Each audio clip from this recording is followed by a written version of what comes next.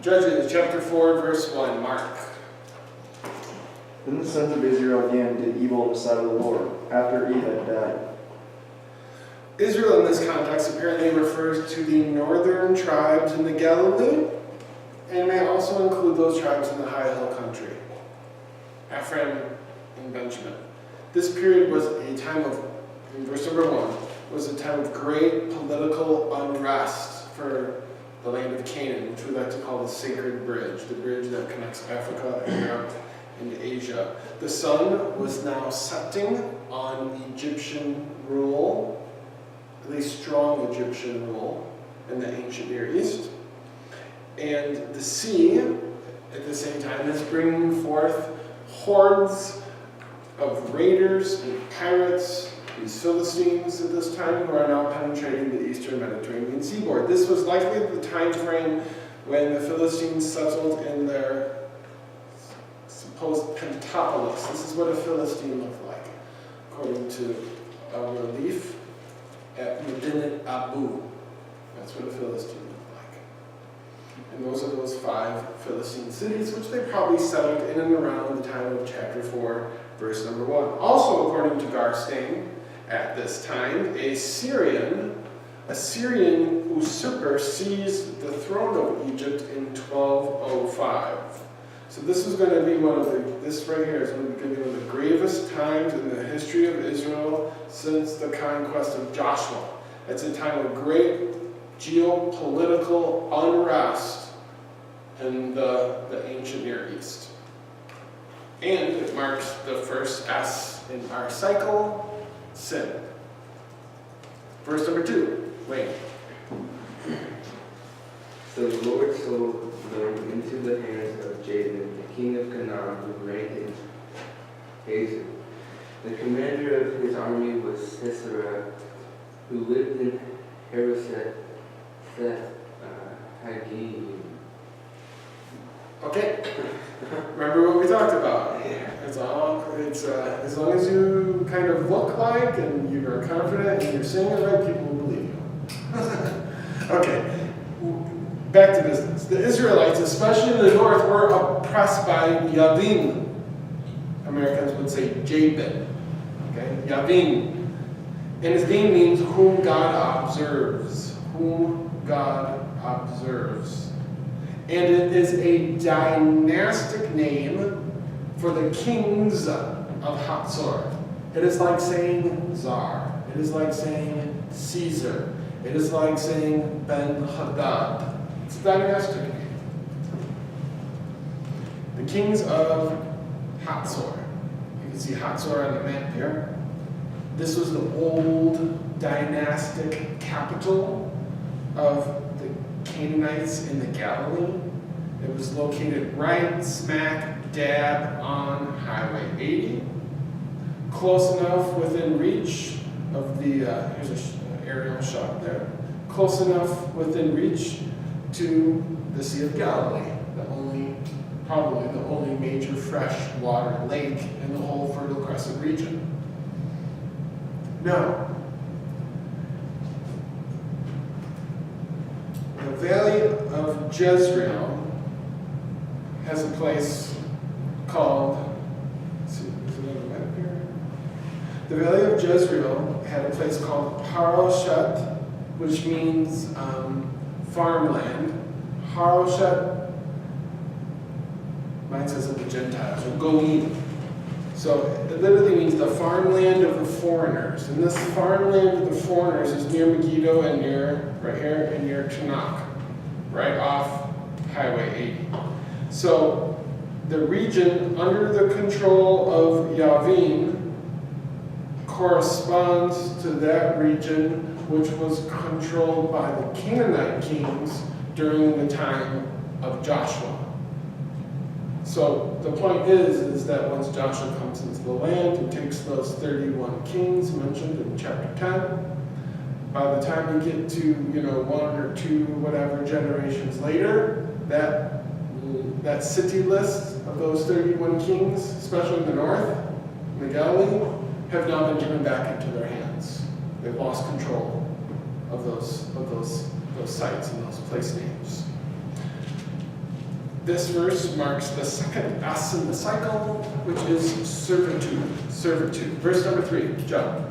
Then the people of Israel cried out to the Lord for help, for he had 900 chariots of iron, and he oppressed the people of Israel cruelly for 20 years. So, if Garstan is correct that at this time there was a Syrian usurper on the throne of Egypt, which I'm sure there was, and he was there for 21 years, Sisera is he's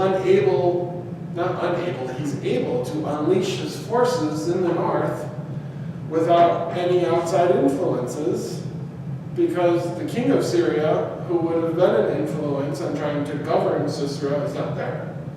He's ruling and reigning instead from Egypt. It's an idea. It's an idea. Now, this verse marks the third S in the cycle, which is supplication. Supplication. Verse number 4, Ron. And Deborah, the prophetess, the wife of Lapidoth, she judged Israel at that time. Deborah, her name means bee, like a bumblebee, an industrious, busy queen bee. And she is the second of 5 prophetesses mentioned in the Hebrew Bible. The second of 5 mentioned in the Hebrew Bible. The first, I think, is Miriam, the sister of Moses. And she was married to Lapidot, and his name means something like torches. Torches, something like that. Okay? All right.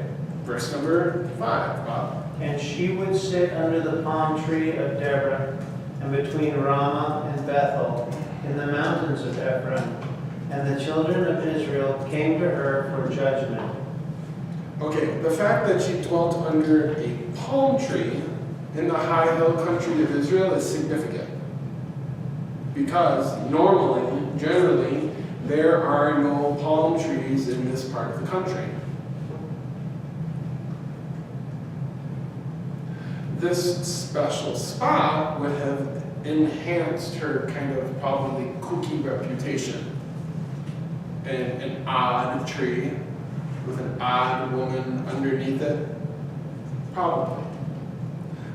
Dwelling between Ramah and Bethel, she was located, her headquarters was located right smack dab on the Watershed Ridge, which was basically the Highway 5 of the country, the main north-south backbone route.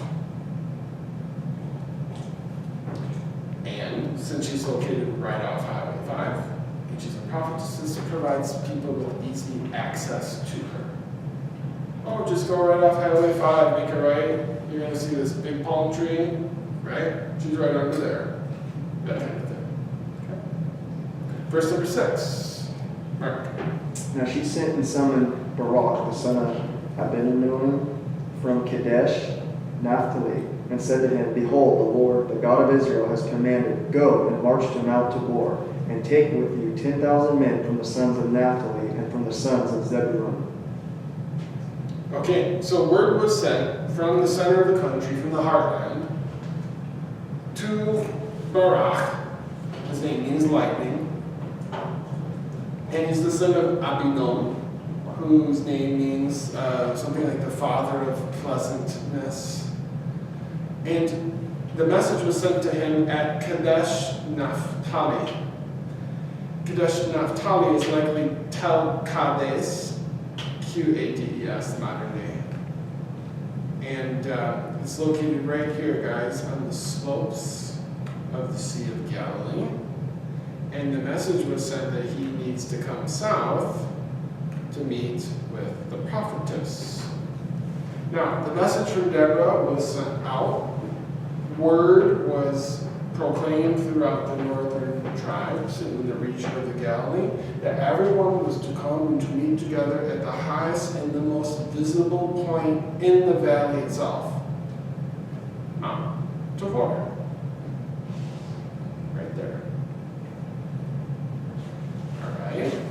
Verse number 7. The leader, Sisera, the commander of Jabin's army, with with his chariots and his troops to the Kishon River and give him into your hand. So the plan of Deborah was to draw out Sisera from Harosheth Goyim, from their headquarters in the valley of Jezreel. Okay? Her plan was to draw him out, and he, of course, is responsible for law and order in the region, Sisera is. And to draw him out into the wide open valley of Jezreel with his chariots when rain was imminent. So he's here at the red dot, Sisera. And her plan is to draw him through the valley to here when rain is imminent. Now, Kishon River is mentioned here. Kishon literally means hard. And it's a perennial river, and it is the drain of the famous valley of Jezreel. It's the primary drain of the valley of Jezreel. And it eventually empties through the Kishon Pass into the Mediterranean Sea. Now, today, it's still there. You can kind of see it right here. It's outlined right here, right? It's still identified today. And during the dry season, you can easily walk across the river in a matter of moments. You just hop right over this quote-unquote river. So this is kind of the scene during the time of chapter 4. It's dry. It seems favorable for Sisera to come out with his chariots. There's not a chance of rain in the forecast. This is where she's going. But here's that same quote-unquote river with just a little bit of rain. Okay? Because it's the drain for the valley, the whole valley, essentially. All right, that's her idea. Let's see if it works out. Verse number 8. Barak said to her, "If you will go with me, I will go. But if you will not go with me, I will not go." So the point is that lightning is chicken. And he will only go out to war if he's accompanied by a woman. And therefore he's going to forfeit any credibility, he's going to forfeit any honor that he would have gained if Israel was victorious. Okay? Because he's going with a woman. Verse number 9. Ron? And she said, I will surely go with thee, notwithstanding the journey that thou takest shall not be for thine honor. For the Lord shall sell Sisera into the hand of a woman. And Deborah rose and went with Barak to Kadesh. So Sisera will fall into the hand of a woman. In antiquity, friends, death, even today in the parts of the Middle East, death would rather be received than for a man of war to be overthrown or to be killed by a woman. We'll see this later in Judges 9:54. Hurriedly he called to his armor bearer, "Draw your sword and kill me, so that they can't say, 'A woman killed him.'" So his servant ran him through and he died. Honor. Reputation. Verse number 10. And Barak called Zebulun and Naphtali to Kadesh. He went up with 10,000 men under his command, and Deborah went up with him. Okay, so leaving the high hill country and calling the tribes together at Kadesh infers that at this time Israel had to settle for the less productive hill country region. They could not abide in the valley, the lucrative valley, because it was under Canaanite, Sisera, chariot control. They have to be who they are in this instance, on little mice up in Shingletown and Manton. They can't come down into the big bad valley here because this is where Sisera the cat is, and they're going to be gobbled up. They got to stay up there. Okay? Verse 11. Now Heber the Kenite had separated himself from the Kenites, from the sons of Hobab, the father-in-law of Moses, and had pitched his tent as far as the oak of Zandana, which is near Kadesh. So Eber the Kenite is a distant relative of Israel. He's a distant relative of Israel. And he apparently has previously arranged grazing rights for his sheep and goats with those people who were loyal to Jabin. And since he had previously arranged the grazing rights with the people who were loyal to Jabin, Eber could be, as it were, the eyes and ears of Jabin or Yavin in and around the Israelite strongholds. Okay? He's functioning as the eyes and the ears, or some of the many eyes and ears, of Yavin, the king of Hatzor, okay, in and around the Israelite settlements. Verse number 12. When they told Sisera that Barak son of Abinadab had gone up to Mount Tabor, Okay, so the shepherds, or the herdsmen of Eber, being loyal to the regime of Yavin, sent word back to Sisera's headquarters at Hasheret Goyim that they received intelligence that Israel was in the process of rebelling against Jabin, king of Israel. They were meeting together at Mount Tabor. Verse 13. Sisera called out all his chariots, 900 chariots of iron, and all men who were with them, whom Hesheroth Hagoyim to the river Kishon. Okay, the fact that Sisera had 900 chariots of iron is probably not an error in transmission, because it is historically comparable to the 900 chariots that Thutmose III had in 1550. So, upon hearing the rumor of the Israelite insurrection, Sisera deploys the wealth, the might, the power of the Canaanite forces in the valley of Jezreel, and he travels to the upper reaches of Kishon to prepare for battle. Verse number 14. Johnson, 14. And Deborah said to Barak, "Up, for this is the day in which the Lord has given Sisera into your hand. Does not the Lord go out before you?" So Barak went down from Mount Tabor with 10,000 men following him. Okay, you're looking at a suggested map of the events of the battle, waiting for the rain to start to fall, and with the momentum of their forces running down the mountain. In that mountain, by the way, that mountain of Tabor physically marks the border between Zebulun and Issachar. The Israelites are posed for the greatest military upset since being in the land of Canaan. The Canaanites were counting on the wide plains in the valley to be able to move their chariots around and with ease to massacre Israel. But now that things are getting a little boggy on the field, right? The tide's starting to turn a little bit. Let's see what happens. Verse number 15. Ron, 15, please. And the Lord discomfited Sisera and all his chariots and all his host with the edge of the sword before Barak, so that Sisera lighted down off his chariot and fled away on his feet. So the momentum of the Israelite forces running down the 2,000-foot high Mount Tabor,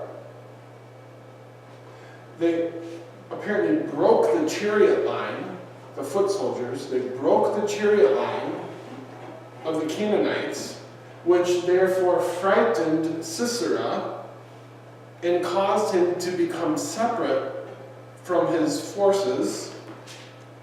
And fleeing on foot, his eye was probably set to running back to his nearby headquarters at Hasheret.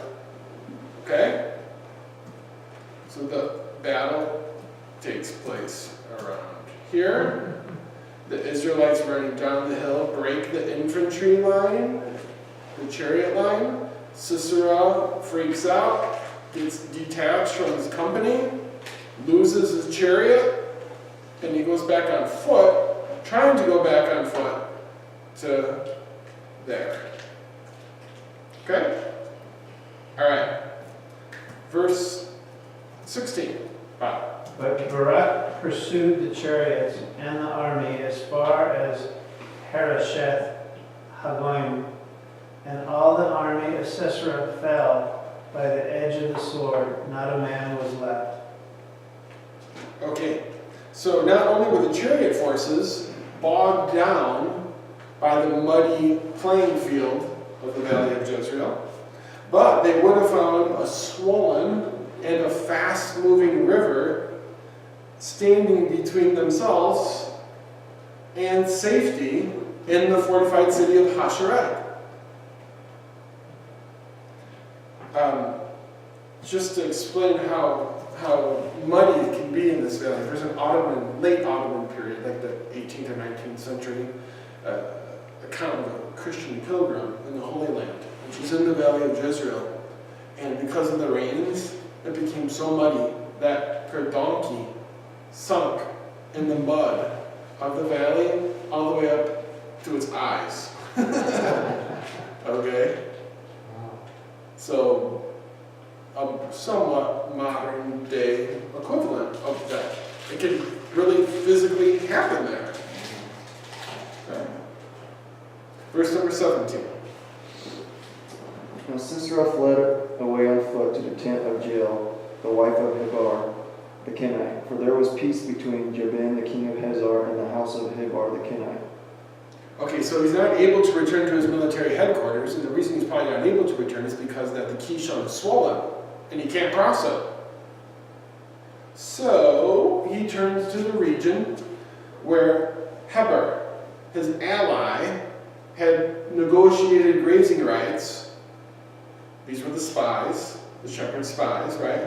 That informed him that the Israelites were gathering together on Mount Tabor. So he thinks that it's friendly there and he can find protection in this region. Now, it is probable that Heber is not mentioned as being home because he and his men were required to join the Canaanite forces to help repel the Israelites.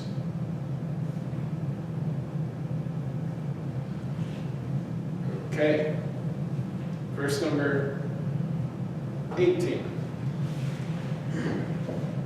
Jael went out to meet Sisera and said to him, "Come, my lord, come right in. Don't be afraid." So he entered the tent. She put a covering over him.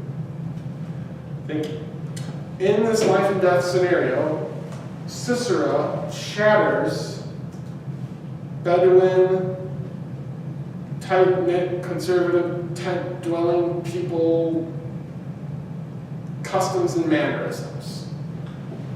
And he does that, he shatters it by violating the sanctity of the woman's quarters. To this very day, a violation of the woman's quarters is considered to be a death penalty, depending on where you live and if they can hear you scream where you are. There are, when I stayed with the Bedouins in Wadi Rum in Jordan, the women had their own quarters. They were completely covered head to toe, except for little slits in their eyes. Only occasionally they, peek around the corner, but like Sarah in Genesis 19, they're always listening. They're always listening. They're mindful of what's taking place, but it's absolutely, positively forbidden for you to enter into their quarters. And this is because it's life and death scenario. Sisera doesn't. He just walks right in the woman's room. Okay? Verse 19. John 7, 4:19. And he said to her, "Please give me a little water to drink, for I am thirsty." So she opened a skin of milk and gave him a drink and covered him. Okay, so exhausted, totally exhausted probably, and absolutely humiliated, He approaches the unmanned tent, and in good semi-nomadic fashion, he's offered something to drink. Abraham does the same thing in Genesis 18:4. Let me, I pray, fetch you a little water to drink. Okay. So the unwritten and the deep-seated conservative, slow-paced, semi-nomadic hospitality rules, they would have permitted Sisera to have abode properly in the tents of Eber for up to 3 days and 3 nights without any questions. Be not forgetful to entertain strangers. It really cling to that. And you can stay with them for 3 days and 3 nights without any questions asked, and they will protect you with their lives. And there came 2 angels to Sodom. Lot said, the gate of Sodom. And Lot said, turn and I pray unto your servant's house. And to paraphrase it, right, they come in, and the men of the city encompass the city round about. They said, bring them out unto us that we may know them. And Lot said unto them, oh, not so, my Lord. Behold, now here are 2 daughters, which are not no man. I pray you do unto them what is good on your eyes, but don't do anything unto these 2 young men, for they came into my house.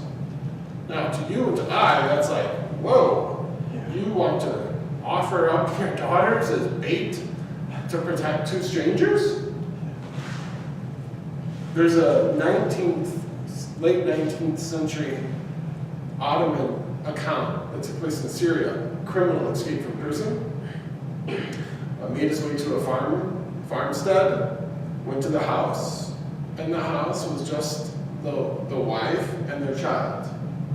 And the criminal made his way in the house. Police came on horseback, surrounded the house. Okay? Police said, bring that guy out now, or we're going to set your house on fire. Something to that effect.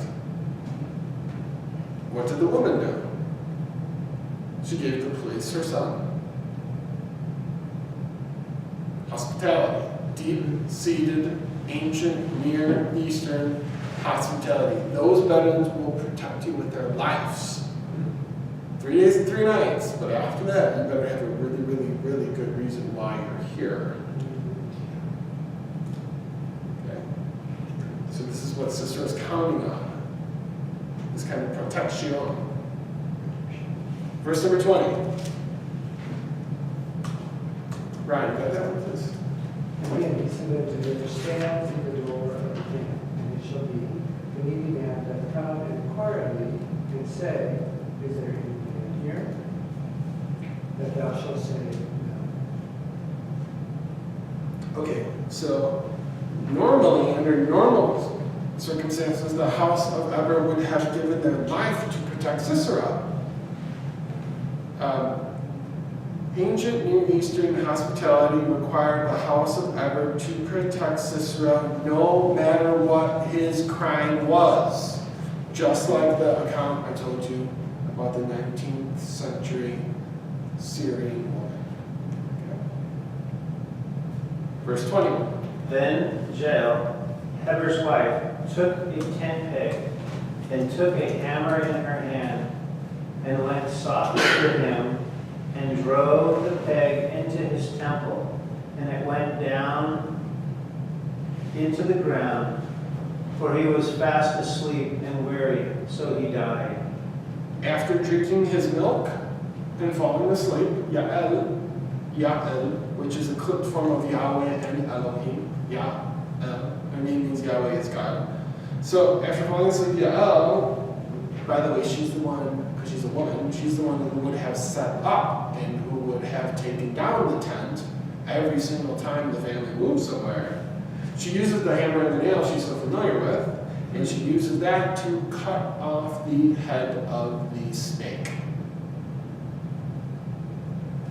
After his sleep, Sisera was probably hoping for an easy conquest with Yael, lest he returned empty-handed back to his master, Yabin.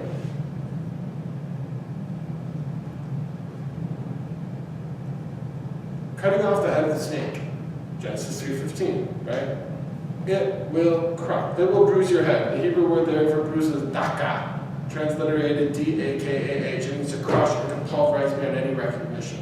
So the son of the seed of the woman will Zaka, the seed of the serpent. Cut his head off. That's how you kill a snake. What does David do to Goliath? Cuts his head off. What does Yahweh do to Sisera? Cuts his head off. What does Joshua do to the Canaanite kings? Cuts their head off. Right? That's the thread throughout much of the book. The seed of the woman, the seed of the serpent, crushing the head of the seed of the serpent. Verse number 22. And behold, as Barak pursued Sisera, Yeo came out to meet him and said to him, Come, and I will show you the man whom you are seeking. And he entered with her, and behold, Sisera was lying dead with a tent peg in his temple. There it is. That imagery of the seed of the woman cutting off the seed of the snake. There it is, the popular motif in the Hebrew scriptures. Verse 23. On that day, God subdued Jabin, the Canaanite king, before the Israelites. Israel now at least controlled, at this point in time now, Israel now at least controls the eastern uppermost portions of the valley of Jezreel. Upon this upset, which was one of the most important crossroads of the region, where major Highway 5s, Highway 80s, Highway 99s crossed in the valley and went up to the Sea of Galilee. Also, they could now control more of the 7 entrances and or exits of the pivotal valley of Jezreel with this major upset, and they could start now hopefully moving from Manton and Shimmontown up in the mountains with this victory, down to the valley, down to Redding, where there's opportunities. And then finally, one more verse for the night, verse number 24. John Salmon. And the hand of the people of Israel pressed harder and harder against Jabin, the king of Canaan, until they destroyed Jabin, king of Canaan. So continuing the battle northward, they didn't stop there. They continued the battle northward. The Israelites were able to launch a surprise attack on Hatzor, the capital of all the Canaanites in the region. And that site, like we said earlier, dominated the international highway, the Great Trunk Route, the Highway 80 in antiquity. Now, archaeology shows that the final destruction of, there it is, Canaanite Hatzor in the lower and the upper city, it took place in the 13th century. And it took place by a violent conflagration. It was set on fire. Most of the walls of the palace, the cultic items, they were buried in the destruction and in the debris, and many of the statues, many of the monuments show evidence of intentional damaging, mutilation, which would be consistent with the thought and practice of destroying the images, the icons of the other gods. Unlike the other peoples at that time, when you would conquer a city, you would take the statue of their god or their goddess, and then you would add that to the pantheon of your god or goddess's home. After the destruction of the lower city, it was totally abandoned, and none of the late Bronze Age structures in the upper city were ever rebuilt. Only from the time of Solomon, like 300 years later onward, did Hatzor return to some of its former splendor. This verse, guys, marks the final S in this particular cycle, and that is salvation.